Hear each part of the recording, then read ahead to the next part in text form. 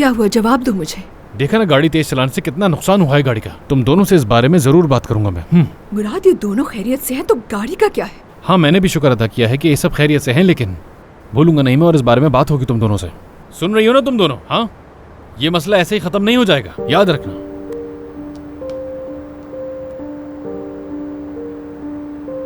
तुम तेज चला रहे थे?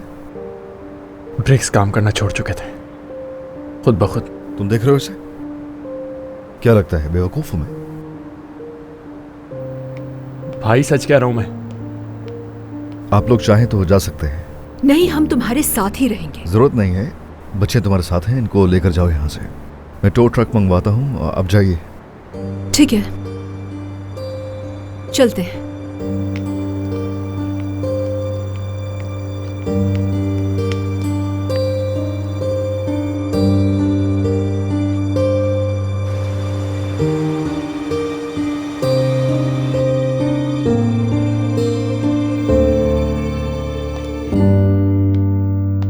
मुझे तो समझ ही नहीं आ रहा, यकीन नहीं कर पा रहा हूं मैं इस बात पे। बगैर लाइसेंस के रोड पे गाड़ी निकालना, वो भी इतनी तेज चलाना, जानती हो ना ये कानूनन जुर्म है। हाँ,